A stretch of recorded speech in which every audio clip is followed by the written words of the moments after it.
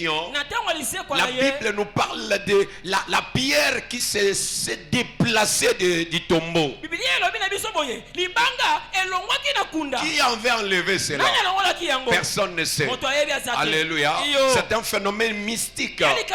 C'est un phénomène extraordinaire.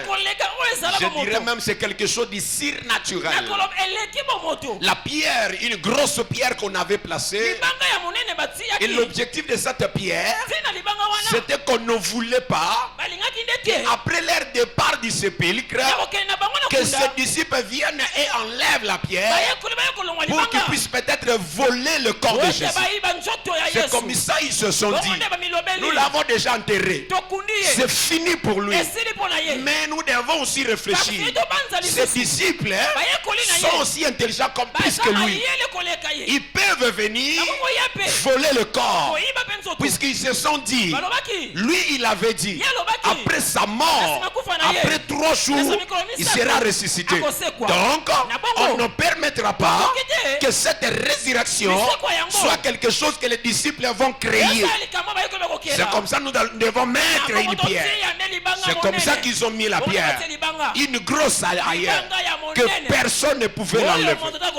Mais bizarrement, après la résurrection, l'une des choses qui se sont manifestées, c'est l'enlèvement de la pierre.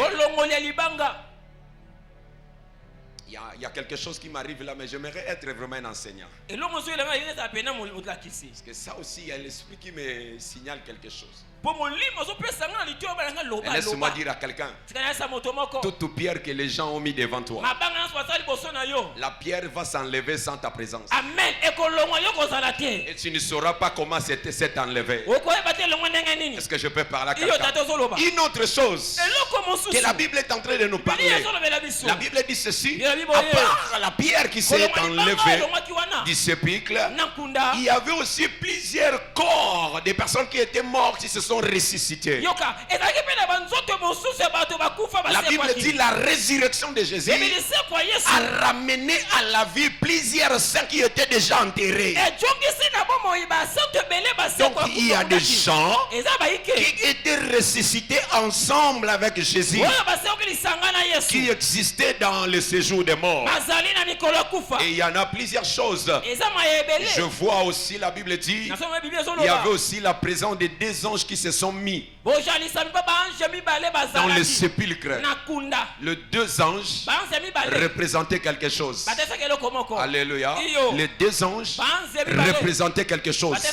Dans le lieu où on a enterré Jésus, quand il était ressuscité, la Bible dit les gens qui sont allés voir au tombeau, ils ont vu 2 anges qui étaient là dans le tombeau. Et ces 2 anges-là, ils ont informé que celui que vous cherchez, il est déjà ressuscité. Je peux parler à quelqu'un. Donc il y avait aussi la présence des anges qui se sont manifestés.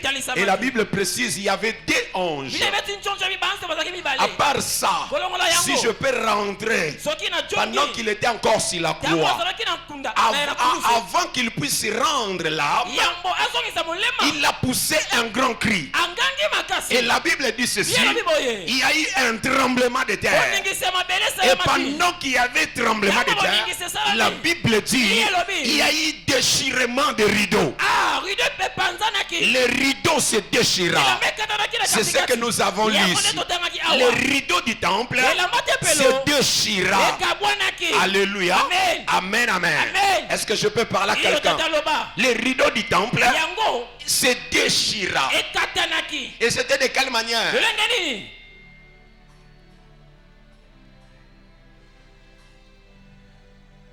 Et voici, le voile du temple se déchira en 2. Depuis le haut jusqu'en bas. Et la terre trembla. Les rochers se fondirent. C'est ce qui s'est manifesté pendant que Jésus se battait à la croix. Alléluia. J'aimerais un peu parler du rideau. Je prends un peu ça. Je peux avancer. Je vais parler des pharisiens, mais laissez-moi entrer petit à petit. Je peux avancer. Est-ce qu'on est ensemble? Ok, bien. Alléluia. Amen, je vais avancer. La Bible dit les rideaux du temple se déchira. Et quand le rideau du temple se déchira, ce qui veut dire il y avait des choses qui étaient cachées, qui se sont manifestées. C'était quoi l'importance du rideau? Le rideau dans le temple avait comme objectif de séparer les lieux saints et les lieux très saints. Je peux avancer? Le rideau avait comme objectif de séparer entre les lieux saints et les lieux très saints. Maintenant, dans les lieux très saints, c'est là où se trouvait l'arche de l'alliance. Puisque quand on a construit le temple là, c'était pour mettre l'arche de l'Éternel dans le temple de Dieu. Maintenant, l'arche de l'alliance, c'était la présence de Jésus. La présence de Dieu, je dirais même. Maintenant, pour que les gens puissent rencontrer Dieu, ils devaient aller dans le temple. Mais il y avait seulement des sacrificateurs qui devaient traverser le rideau, le voile, pour entrer vers la présence de Dieu, qui était l'image du tabernacle. Maintenant, ce rideau-là ne permettait pas à tout le monde de voir ce qui est là-dedans. Je peux parler? Est-ce que je peux parler? Alléluia. Amen, amen. Maintenant, qu'est-ce qui se sont passés? Quand la Bible parle du déchirement des rideaux, la Bible précise que ça s'est déchiré de haut en bas. L'objectif c'était quoi? L'objectif c'était juste de nous révéler ce qui c'était dans le rideau. Les gens ne connaissaient pas ce qui était après le rideau. Les gens savaient qu'après le rideau, c'est les lieux très saints. Et là, c'était la présence de Dieu. Maintenant, bizarrement, quand Jésus est sur la croix, quand il poussa un grand cri, le rideau du temple se déchira. Mais l'une des choses qu'on a constatées, la présence de l'arche de l'alliance n'était pas là dans les lieux très saints. Est-ce que je peux parler à quelqu'un? Nous connaissons l'arche de l'alliance. C'est que l'Éternel avait demandé à Moïse de construire. Et c'était cette présence-là qui a marché avec tous les enfants d'Israël jusqu'à arriver à la terre promise. Et jusqu'à ce que Salomon a construit un temple pour mettre cette arche dans le temple. Et c'était un lieu de la rencontre de la présence de Dieu. Mais bizarrement, après la mort de Jésus, la Bible précise, là où se trouvait l'arche, tout le monde savait que l'arche se trouve là-dedans. Ceux qui entrent là, il y a un ange. C'est un lieu très saint. C'est là où se trouve Dieu. Mais bizarrement, quand Jésus poussa un grand cri, la Bible dit, le rideau qui cachait les lieux très saints se déchira et l'endroit était tellement vide que personne n'en a vu l'arche. La question qu'on s'est posée, où était partie l'arche? C'est un débat des théologiens. Jusqu'à aujourd'hui, on ne connaît pas là où se trouve l'arche. Je peux parler à quelqu'un.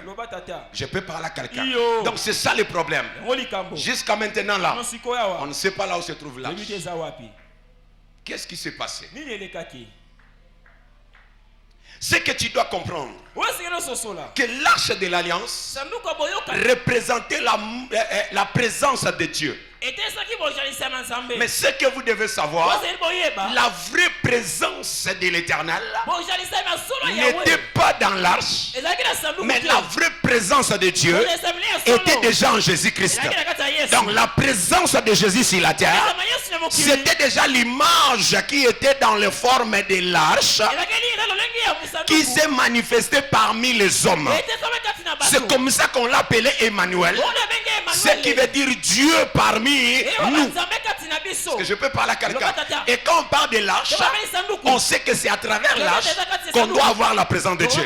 Mais il faut aussi savoir que Jésus-Christ, quand le Seigneur avait révélé sa venue, la Bible dit il sera appelé Emmanuel, ce qui veut dire Dieu parmi les hommes. Ce qui veut dire la présence de Jésus sur la terre, c'était déjà l'image du remplacement de l'arche que le Seigneur avait construite. C'est comme ça. Tellement que Jésus était là, l'arche n'avait pas sa place. Maintenant, pour ne pas créer la division, laisser d'autres gens célébrer l'arche, laisser d'autres personnes célébrer la présence de Jésus, Dieu a fait de telle sorte que l'arche puisse être disparue, que personne ne puisse le voir, que seule la présence de celui qui devait incarner la divinité sur cette terre s'appelait Jésus. Voilà pourquoi quand Jésus a fini sa mission, il s'est dit, je dois maintenant remplacer l'arche et je dois dire aux gens, le Dieu qu'il va chercher dans le temple, à côté des rideaux, ce Dieu-là n'existe pas. Ce Dieu-là, c'est moi. C'est comme ça quand il a crié à un grand cri, la Bible dit, le rideau se déchira et le secret qui était caché là s'est déjà révélé. Et les gens ont compris ce que les pharisiens faisaient. Ils nous mentaient. Et ils savaient que là-bas il n'y avait rien. Mais ils ne disaient rien. Ils continuaient à faire des sacrifices. Ils continuaient à prier. Mais pendant qu'ils priaient, ils savaient qu'ils ne faisaient rien. C'est comme ça que Jésus a appelé les pharisiens des hypocrites.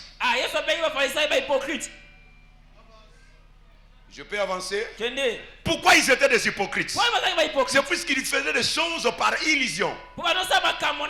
Ils nous prétendent qu'ils entraient dans la présence de Dieu, alors qu'eux-mêmes ils savaient que pendant qu'ils entraient là, il n'y avait rien. Je peux avancer? Je pense que je suis en train de tomber déjà dans les pharisiens. Alléluia. Amen, amen. Amen. Je te dirai des pharisiens. Mais je te montre clairement que Jésus était venu faire sortir ce qui était caché. Et que rien ne pouvait rester dans les cachets. Est-ce que je peux parler à quelqu'un? C'est comme ça. Quand il cria d'une voix forte, la Bible dit, le rideau se déchira et il y a eu découverte. Les gens ne se rendaient pas compte qu'ils n'avaient rien de l'autre côté. Les gens avaient illusion qu'après le rideau, il y a l'arche qui est là. Mais bizarrement, quand Jésus était sur la croix, là où les gens pensaient qu'il y avait quelque chose, Dieu a révélé qu'il n'y avait rien. Je suis venu dire à quelqu'un, à un moment donné, c'est que toi tu penses qu'il y a quelque chose. Laisse-moi te dire, ce n'est pas ça la vérité. Et je vous annonce la bonne nouvelle. La mort de Jésus-Christ a fait sortir des vérités que le monde ne connaissait pas. Est-ce que je peux parler à quelqu'un? Voilà pourquoi la Bible dit, il a dépouillé les dominations. Il a dépouillé. Il a enlevé tout ce qui gardait l'air. Il a laissé tout nu. Pourquoi? C'est puisqu'il voulait tout simplement révéler que ce que vous faites là, vous n'êtes plus dans la vérité. Vous êtes dans les mensonges. Est-ce que je peux parler à quelqu'un? Amen. Est-ce que je peux parler à quelqu'un? Amen. Et c'est là, les gens ont compris que tous les cultes qui se faisaient là-dedans, ce n'était que des l'arnaque. Alléluia. Amen. La présence de Dieu n'était pas. Est-ce que je peux parler à quelqu'un? Qu'est-ce que j'aimerais dire? Ce qui était caché à côté des rideaux, on sous-entend que ça devait être l'arche de l'alliance. Et quand les pharisiens entraient là, les gens savaient que là-dedans, les pharisiens vont là où se trouve la présence de Dieu. Mais les pharisiens eux-mêmes, ils savaient qu'il n'y avait rien. Qu'est-ce que j'aimerais dire? Le ministère des pharisiens, c'est un ministère de Dieu sans la présence de Dieu.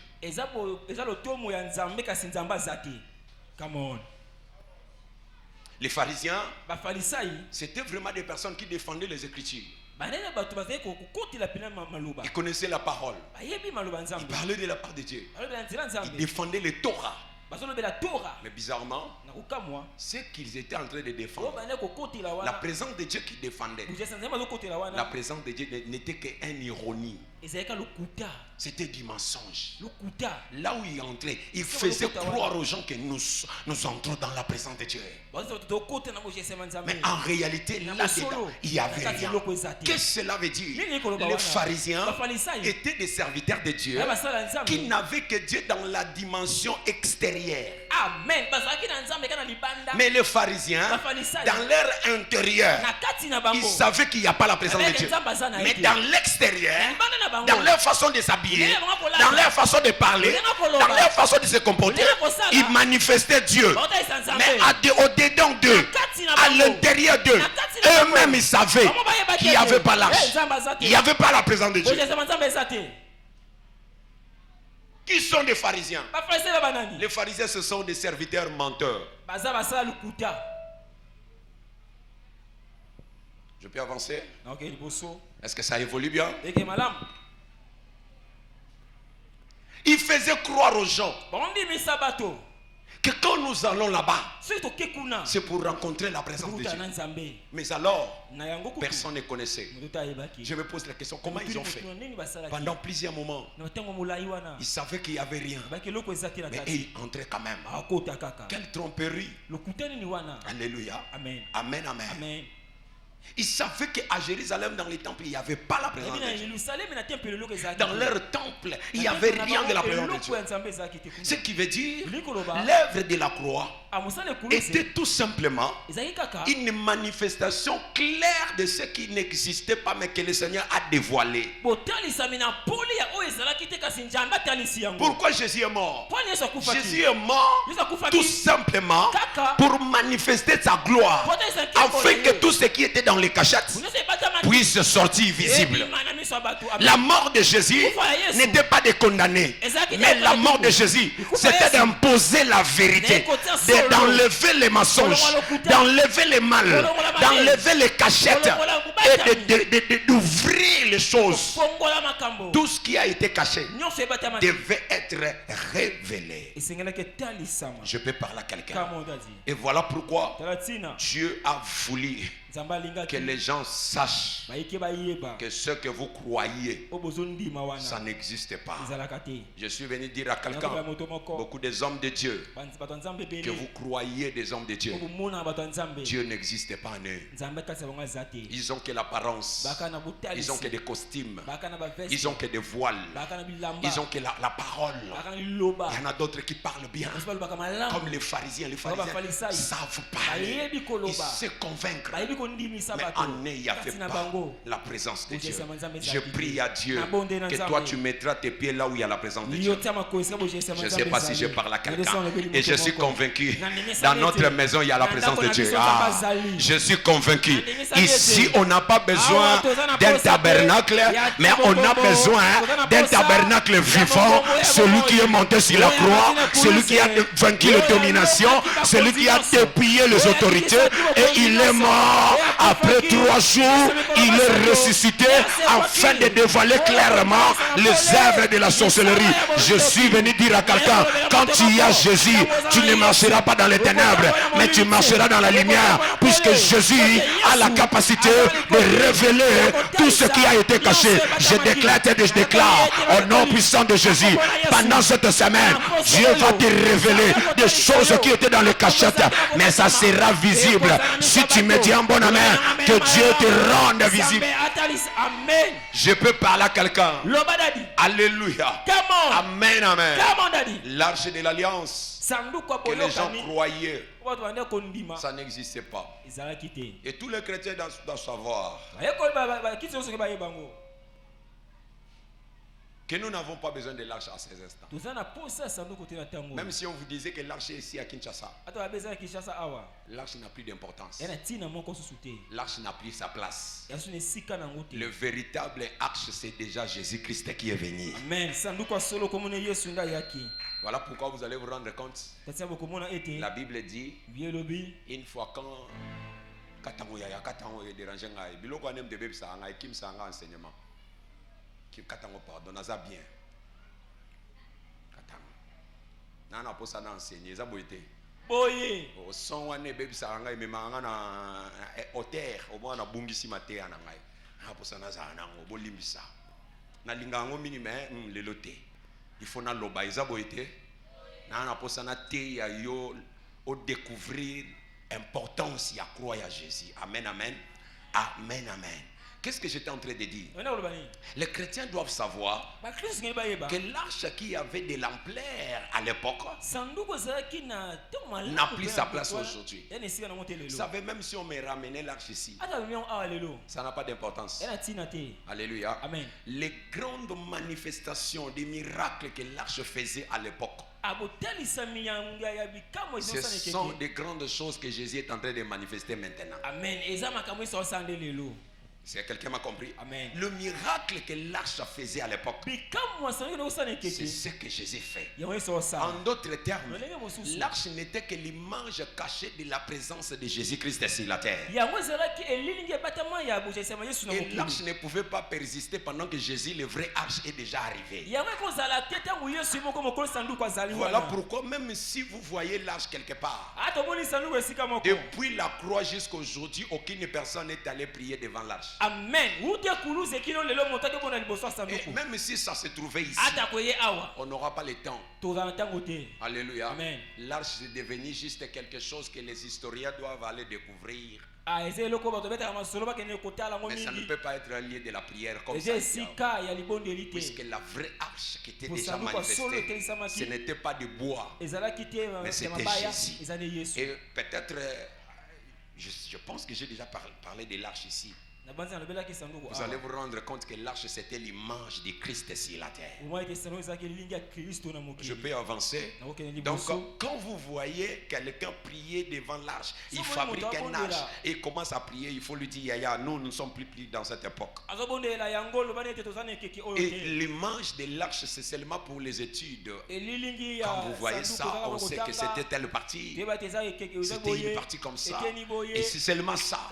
Est-ce que je peux parler à quelqu'un? Amen. Maintenant, laisse-moi maintenant de te parler de cette arche-là pour te prouver que c'était vraiment le vrai Jésus. La Bible dit ceci. Quand Jésus était ressuscité, la Bible dit ceux qui sont allés au tombeau, ils ont vu des anges. Que faisaient ces deux anges? Quelle était leur importance, les deux anges? C'est de là que j'ai compris. Quand vous voyez le format de l'arche, la manière où on l'a fabriqué, on nous montre qu'il y avait des chérubins qui se mettaient dans l'arche. Les deux anges qu'on avait fait en forme de bois se trouvaient dans l'arche. C'était déjà l'image invisible, mais qu'on a rendu visible par des formes de bois. Maintenant, le vrai arche, qui est Jésus-Christ, tellement il a détruit l'arche qu'on avait construit, les anges qui étaient dans l'arche de l'Alliance ont quitté cette arche-là pour venir s'associer avec l'Esprit de Dieu. C'est comme ça qu'on parle de deux anges qui étaient dans le temple, mais quand Jésus a crié et que le rideau du temple a fait découvert que là-dedans il n'y avait rien, les deux anges qui se cachaient dans le lieu saint, ils se sont allés se retrouver dans le sépulcre. Et c'est de là que le chérubin qui gardait l'arche de l'Alliance, le même chérubin qui vont maintenant se présenter pour garder, non pas l'arche, mais garder le Jésus ressuscité. Est-ce que je peux parler à quelqu'un? Et ils étaient là. Les gens ne savaient pas. Mais bibliquement, tu vas comprendre que les deux anges, c'était le chérubin qui était dans l'arche. Si tu rentres dans la Bible dit ceci. Quand Adam a péché, qu'est-ce que Dieu a dit? Dieu a dit il faut qu'on les chasse du jardin. Et on mettra des anges, des chérubins dans le jardin afin que l'arbre de vie ne soit plus touché. Et c'était les deux anges qui venaient maintenant dans les jardins afin de préserver le Jésus-Christ, mais qui était le fruit de vie qui existait encore dans le jardin. C'est comme ça, Jésus n'a pas manifesté son existence que dans le Nouveau Testament. Mais Jésus avait déjà manifesté son existence, même pendant qu'avant qu'on puisse créer Adam, il y avait quelqu'un qui était encore parmi les créatures dans le jardin d'Éden. Lui, c'était l'arbre de vie. Oh, la Bible me dit, Jésus-Christ est le cep et nous ne sommes des branches. Ah, est-ce que je peux parler à quelqu'un? Le cep que Jésus est en train de parler, l'arbre que Jésus est en train de parler, c'était lui-même. Quand Dieu créa l'humanité, il était déjà dans les jardins. Mais quand le Seigneur a constaté que l'homme a commencé à violer certains principes, il prend les deux chérubins. Il dit, allez maintenant, préservez cet arbre qui est l'arbre de vie.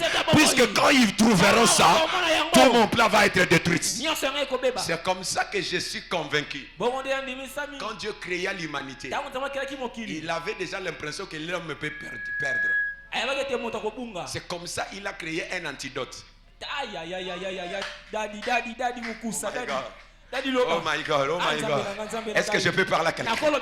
Oh, mais Dieu, comment lui il a créé l'homme? Il a voulu aussi que l'homme puisse pécher pour que nous puissions devenir comme nous sommes. Dieu savait, c'était par amour qu'il a créé l'homme. Mais il savait, en créant l'homme, en lui laissant certaines facultés, il peut détruire l'humanité. Mais pour que si ça avérait que cette destruction arrive, je dois mettre un traitement. Je dois mettre quelque chose de côté. De telle sorte que si l'homme garde vraiment la ligne, les principes que je lui ai donnés, là il n'y a pas de problème. Je vais marcher avec lui. Mais si l'homme se perd, il y aura toujours une arbre qui va sortir de quelque part et qui va couvrir les erreurs. Voilà pourquoi l'homme qu'on appelle Jésus-Christ, lui aussi était dans les jardins en forme d'un arbre.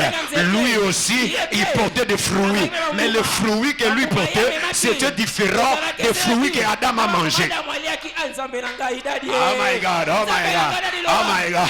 Le fruit que Dieu avait gardé en Jésus-Christ, c'est le fruit que Galate est en train de parler. Oh, le fruit de l'esprit que Galate est en train de parler. La joie, la patience, la bonté, la bénédiction. Ça existait déjà en Jésus-Christ dans le jardin quand Dieu créait encore le monde. Et pour préserver ça, pour que ça ne soit pas souillé, il a mis les anges qui l'ont préservé. Les deux anges qui ont gardé la présence de Jésus dans les jardins. C'est les deux anges qui ont gardé les enfants d'Israël à travers les tabernacles. C'est les deux anges aussi qui se sont apparus quand les rideaux se sont déchirés et qu'il n'y avait pas l'arche visiblement. Les anges ont quitté le temple pour se retrouver là où se trouve la vie de Jésus-Christ. Je suis venu dire à quelqu'un, Jésus n'est pas dans les tombeaux. Jésus n'est pas dans l'arche. Jésus est avec nous. Et pendant que nous sommes en train de parler, il est ici. Je dis il est ici. Je dis il est ici. Et je sais qu'il te voit. Je sais qu'il connaît même tes pensées. Je sais qu'il connaît même tes problèmes. Et je déclare au nom de Jésus, avant que tu quittes cet endroit, Jésus va prendre soin de ta vie et il va te donner ce que ton cœur désire. Est-ce que quelqu'un peut me donner un plus beau amen? Amen. Maintenant pour descendre, je dois finir. La Bible nous révèle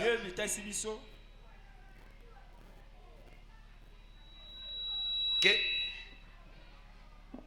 il y en a une catégorie de personnes qu'on appelait les pharisiens. J'aimerais qu'on puisse parler un peu des pharisiens. Je peux avancer. Je peux avancer.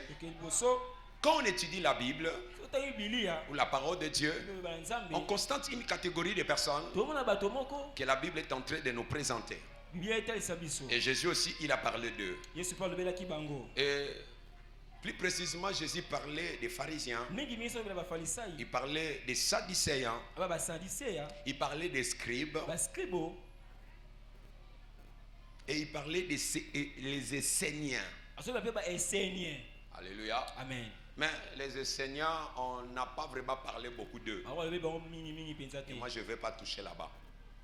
Je parle plus des pharisiens, des sadducéens, des scribes. Je peux avancer. Amen.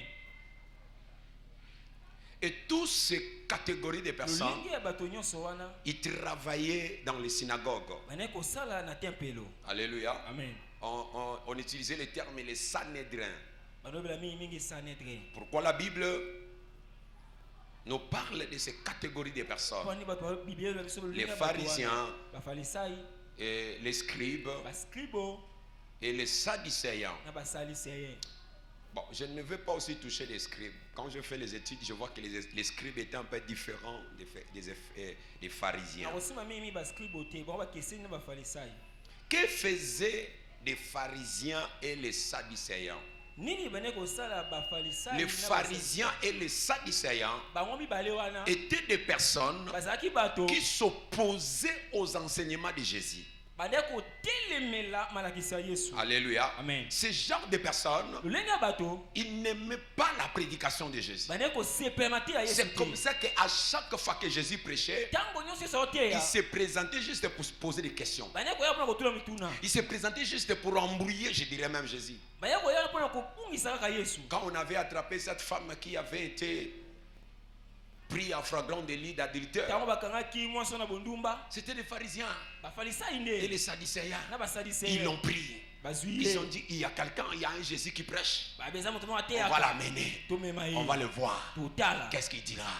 Ce sont des pharisiens. Ils avaient l'habitude d'empêcher la prédication de Jésus. Ils s'opposaient à la prédication de Jésus. Les pharisiens. D'où vient ce mot pharisien? Les pharisiens viennent d'une langue araméenne. Et eux, ils parlaient de périsha. Alléluia. Périsha comme tu l'entends comme ça. Ce qui veut dire séparé. Alléluia. C'est tant de personnes qui étaient séparées des autres. Séparées des autres. Je peux avancer. D'où viennent-ils maintenant? Les pharisiens sont à Paris lorsque, à un moment donné, les enfants d'Israël ont commencé à croire à la philosophie des Grecs. Alléluia. Amen. Les enfants d'Israël avaient leur doctrine, avaient le Torah, avaient les écritures que Moïse avait laissées. Mais après un temps, quand la parole était assez rare, il y a eu certaines personnes qui ont quitté la vraie version des écritures du Torah. Ils ont abandonné la loi et ils se sont attachés aux philosophies des Grecs et des Romains. Et à cette époque-là, c'était des Grecs qui dominaient en Israël, ainsi que des Romains. Et ils étaient venus avec une imposition d'un autre message. Et vous connaissez bien avec moi. Réveillez-moi ceux qui dorment. Si tu dors, tu es un pharisien. Tu n'aimes pas les Écritures. Donne-moi un mon amen. Amen. Dis aux pharisiens, ne dormez pas. Quand tu dors, tu t'opposes à la parole. Je peux avancer. Je peux avancer. Je suis dans un bref historique et puis on va faire. C'est très important. Je ne peux pas parler pharisien comme un barbare, mais je dois vous faire voir c'est quoi ou d'où proviennent ces gens ici. À cette époque-là, comme dans notre génération, il y avait nos aïeux qui existaient déjà. Il y avait nos grands-pères qui existaient. Mais quand les Belges sont venus, ils nous ont fait croire que tout ce que nous avions avant, ce n'était pas bien. Et ils ont changé les choses. C'est comme ça qu'il y a même un humoriste qui avait dit: comment on nous enseigne que c'est Diego Kao qui a découvert l'embouchure du fleuve Congo, alors que dans l'embouchure là, il y avait déjà nos grands-pères qui habitaient là-bas. Donc c'était du mensonge. Vous tous qui vont à l'école, quand on te pose la question, qui a découvert l'embouchure du fleuve Congo, il faut dire nos grands-pères. Je suis même en direct là, je dis à tout le monde, c'est pas du mensonge, c'est vrai. Et c'est comme ça que il y avait aussi un homme qui avait dit: que celui qui a découvert la grande salle de l'Olympia de Paris, c'est Taboulay. Puisque Taboulay était le seul Africain qui a fait un concert à Olympia. Si nous, les Africains, nous étions déjà chez nous, on connaissait notre embouchure, et qu'un blanc qui quitte leur nation, ils viennent ici, ils disent que ce que nous voyons, ce n'est pas nous, c'est lui qui a vu.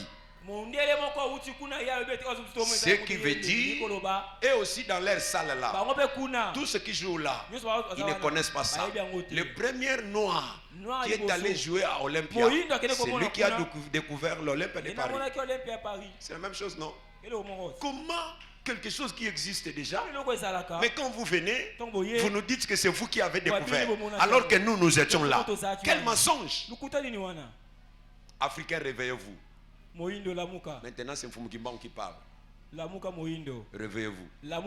Oh, papa, nous sommes une église des Noirs. Je n'ai pas dit aucune église des Noirs. Mais réveillez-vous.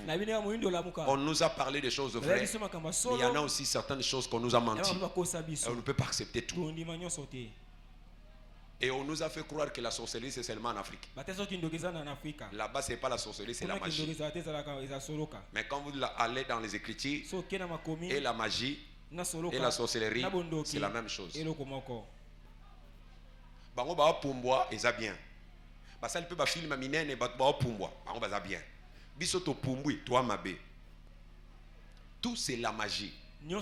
Et c'est mauvais. Je peux avancer, mais moi je ne suis pas là.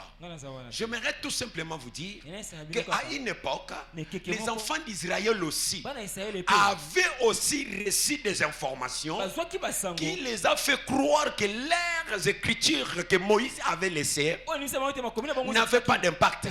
Et ils ont commencé à croire aux philosophies des Grecs.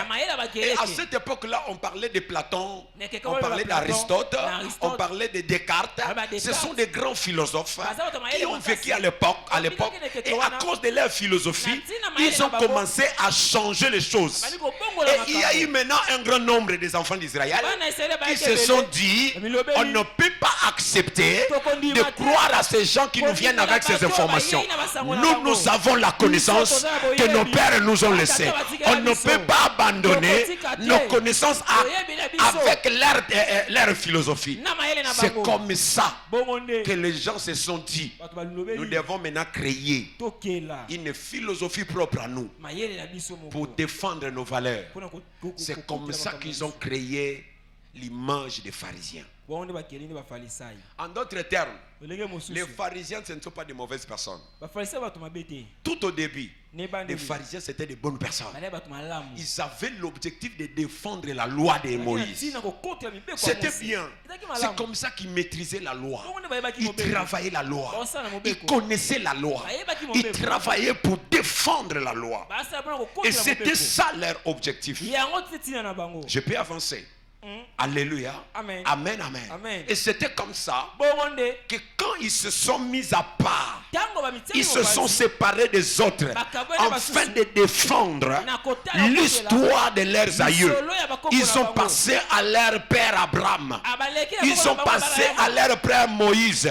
Ils se sont dit, si on continue à suivre la philosophie de ces gens, on risquera de perdre le Torah que Moïse nous a laissé. Et nous devons nous battre pour préserver. C'est comme ça qu'ils sont allés s'attacher à la parole pour s'opposer maintenant à la philosophie du monde. Et tout au début c'était bien. Ils étaient pires dans tout ce qu'ils faisaient. Alléluia. En d'autres termes, ils étaient pires de l'extérieur. Ils étaient aussi pires à l'intérieur. Donc ils avaient des choses vraies. Ils défendaient des choses vraies. Ils connaissaient la vraie parole. Mais après un temps, on a constaté que ces mêmes personnes, ils ont commencé à changer. Il y a eu certaines modifications qui commençaient à se manifester. Qu'est-ce qui s'est passé? On voyait de mêmes personnes qui défendaient la loi, qui défendaient la loi de Moïse, ont commencé à changer de comportement. En fait, Qu'est-ce qui s'est arrivé? Les pharisiens ont changé de comportement, mais ils ont laissé la parole. Est-ce que je peux parler à quelqu'un? En d'autres termes, les pharisiens, c'est des personnes qui défendaient la parole de Dieu, mais dans la dimension extérieure. Mais dans la dimension intérieure, ils savaient qu'il n'y avait pas Dieu. Il n'y avait pas la parole. C'est comme ça qu'ils étaient des personnes. Quand il apparaît devant les gens, dans son apparence, on se dit, celui-là, il maîtrise la parole. Lui, il sait aussi qu'il maîtrise. Mais la praticabilité de cette parole-là n'existait pas. Est-ce que quelqu'un me comprend? C'est comme ça que les pharisiens ont commencé à changer petit à petit. Et ils ont commencé à manifester des choses que la loi ne leur donnait pas la permission. Ils étaient focalisés aux principes et doctrines d'une manière très cruelle. Ils n'aimaient pas qu'on puisse saboter la loi. Ils étaient des personnes qui préservaient la loi. Mais bizarrement, de mêmes personnes qui préservent la loi, mais c'était des mêmes personnes qui détruisaient la loi à l'intérieur d'eux-mêmes. Ils avaient la loi. Leur loi, c'était juste pour appliquer auprès des autres. Mais pour eux-mêmes, ils n'arrivaient pas à appliquer la loi.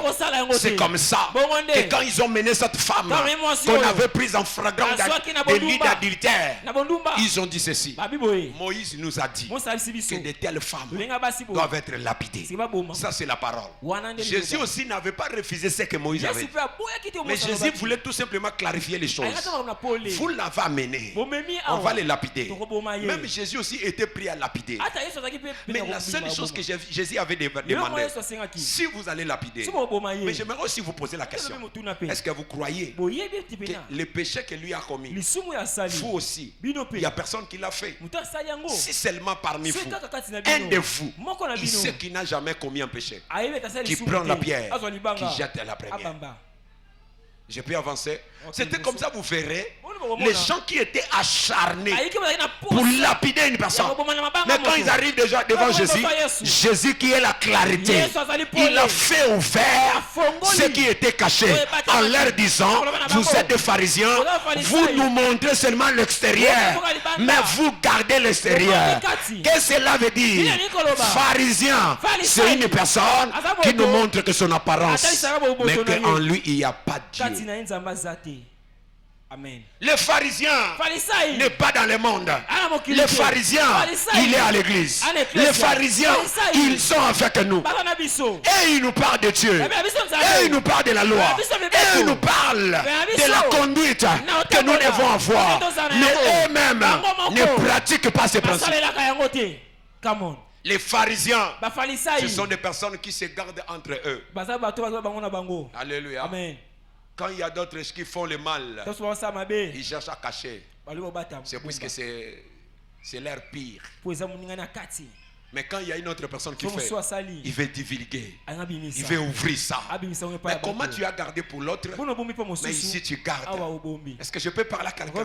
Les pharisiens, ce sont des personnes qui travaillent seulement l'extérieur, mais à l'intérieur, ils ne travaillent rien. Une fois, j'ai rencontré un homme de Dieu. Il est en train de prendre du bière. Prenez du bière. On discutait un peu. C'est un ami. Je lui pose la question. C'était aussi un dimanche. Il avait aussi quitté l'église. Quand on a fini l'église, on est parti. Il prenait du turbo. Et il était si calme. Je lui ai posé la question: Yaya, tu prêches ça? Ah, l'homme de Dieu, comment ça? Je ne peux pas prêcher ça. Ça, c'est des choses c'est le péché. Je dis: mais comment toi tu prêches pas, mais toi tu pratiques? Je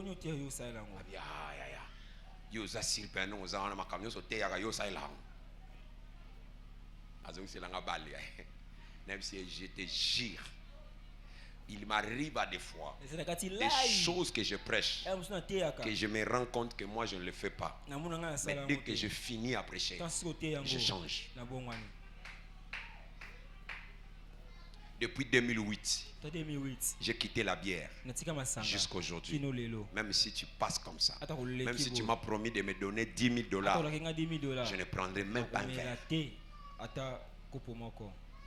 Il y en a nombreux, des pharisiens, des personnes qui maîtrisent la loi, qui gardent la loi. Dès le début, c'était des bonnes personnes. L'objectif de leur conquête, c'est de préserver la loi d'Israël.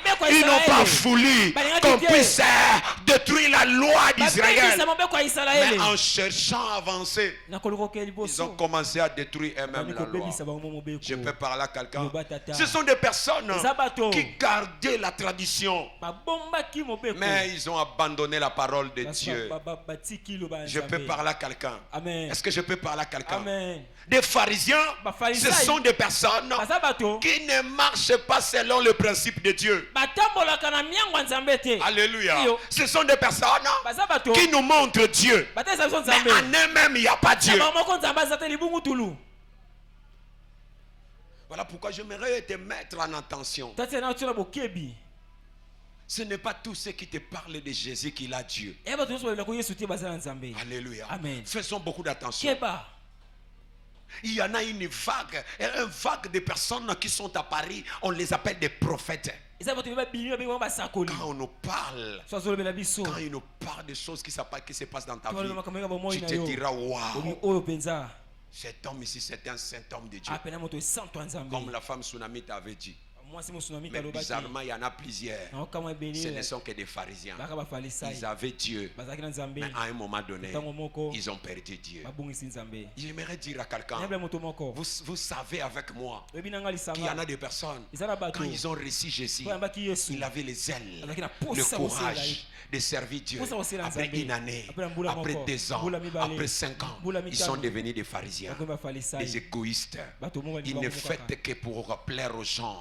Ils ne viennent qu'à l'église puisque papa m'a appelé, puisqu'on est venu me rendre visite. Mais à l'intérieur, ce n'est plus un chrétien.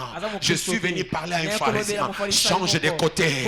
L'époque des pharisiens est déjà passée. On est à l'époque du christianisme. Ne nous ramenez pas aux pharisiens. Ramène-nous au christianisme. Je peux parler à quelqu'un. Amen. Les pharisiens ne sont pas à la maison. Les pharisiens sont dans nos églises. Les pharisiens sont à l'intendance. Les pharisiens sont à Mangenge. Les pharisiens sont à Lusizila. Ils cherchent Dieu juste à l'extérieur. Mais à l'intérieur, ils n'ont pas Dieu. Ils n'ont pas un cœur de Dieu. Ils ne servent pas Dieu. Combien des hommes de Dieu qui marchaient selon la crainte de Dieu, mais après un moment donné, ils ont perdu. Ils ont perdu. Ils n'ont pas la vie de Dieu en eux. La question que j'aimerais te poser, le Dieu que tu es venu le servir, est-ce que ce Dieu-là est dans ton cœur? Ou seulement ton Dieu dans tes amens que tu donnes à des fois? Les pharisiens sont des personnes qui aiment seulement pointer les doigts aux autres. Voilà pourquoi à un moment donné, quand il y a une prédication qui va s'annoncer et que toi tu connais que cette parole concerne la sœur là, un pharisien va crier gros amen. Il ne crie pas amen pour recevoir la parole, mais il dit amen pour dire à celui qui est à son côté, est-ce que tu as entendu ce que papa dit? Je n'ai pas besoin d'intermédiaire. Quand je parle d'ici, je n'ai pas besoin de pharisiens. Ne ramène pas la parole que je viens de te jeter et tu les ramènes à une autre personne. Ce que je parle, c'est pour toi. Si tu dis amen, cela veut dire j'ai reçu cette parole, ça doit travailler. Mais si ce n'est pas ma parole, je vais fermer ma bouche. Je ne parlerai pas amen. Pharisiens, vous êtes en train de détruire l'œuvre. Pharisiens, vous ne parlez que le mal des autres, mais vos péchés, vous les gardez. Dans notre église, je prie à Dieu, finis cette génération de ceux qui ne parlent que le mal des autres. Lui-même il sait qu'il est mauvais, mais il garde ses péchés, il garde ses mal, mais il va sortir le péché des autres. Oh, même si tu gardes, Dieu te voit. Les rideaux déjà étaient déchirés, il n'y a rien qui est encore gardé. Pharisien, change ton cœur. Change ton cœur. Tu ne viens pas ici pour les autres. Comment depuis que tu es venu, toi tu n'intéresses qu'aux histoires des autres? Il y a quelqu'un qui était en train de parler à son ami. Eh, Mikolo église Malili, ba news ebi matin. Aluka ba news. Mususu abeti somo oyoka ite. Elo mo isamaki oyoka. Ma copine. Obombele ngali solo kitoko boye pona nini. Wapi lisolo kitoko? Po ba sente muninga yo pona lisolo kitoko. Ya wana nde lisolo kitoko pona yo. Esengeli za lisolo mawa. Lisolo douleur. O koloba ndenge nini susu ndeko na nga kwei boye. Ah, je vous mets à défi. Je vous mets à défi. Je pense que Dieu va me préserver. Même à aucun moment, moi, je tomberai. Au moins,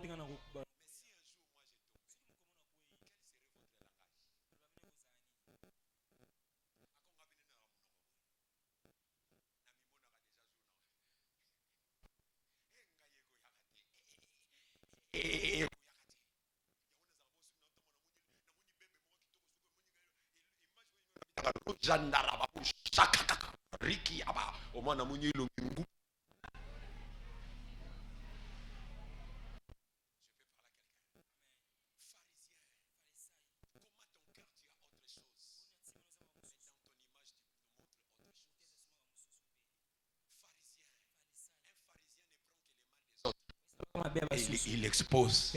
Mais ce qui fait lui-même, pharisien.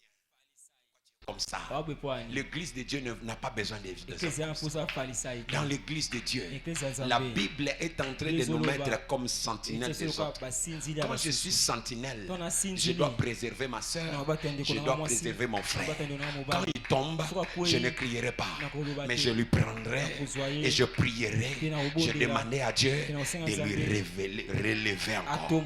C'est ça un enfant de Dieu. Un chrétien, c'est pas quelqu'un qui cherche le malheur des autres, mais un chrétien, c'est quelqu'un qui cherche le bonheur, même si lui n'a pas encore le bonheur. Est-ce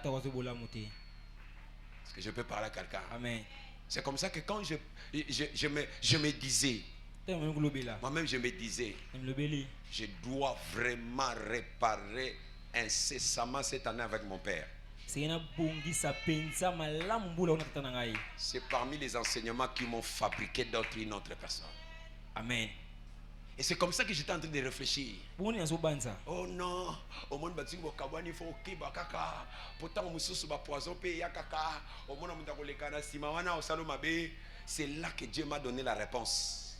Je préfère faire du bien, mourir même en poison en faisant du bien, pour aller au ciel, et refuser de faire du bien, demeurer sur la terre avec les péchés, que je sois toujours là. Mourir avec Dieu en faisant du bien t'amènera au ciel. Voilà pourquoi tout ce qui me cherche le mal, moi je ferai toujours du bien. Et tout ce que tu feras en moi, même si tu veux me tuer, c'est une bonne chose. Je vais mourir, mais je vais aller au ciel.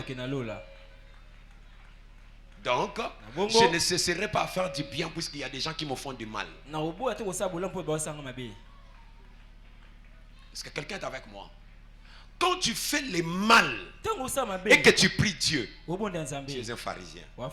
La Bible nous parle, Jésus parlait d'un pharisien qui priait. Il se faisait voir que c'est lui qui connaissait Dieu. C'est lui qui donnait les aumônes. C'est lui qui donnait les offrandes.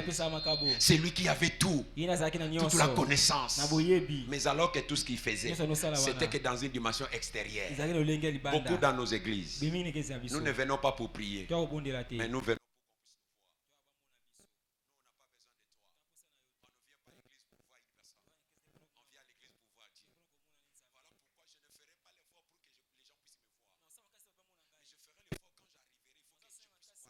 Celui qui veut venir voir Dieu, il y a toujours une différence. La joie de l'éternel. Si tu penses qu'en venant ici, je vais venir voir quelqu'un, je te dis demain ne venez pas. Il ne faut pas aussi continuer à venir. Restez sur vous. Mais celui qui doit venir ici, c'est celui qui a besoin de rencontrer Dieu. Les pharisiens ont Jésus-Christ, mais ils ont perdu.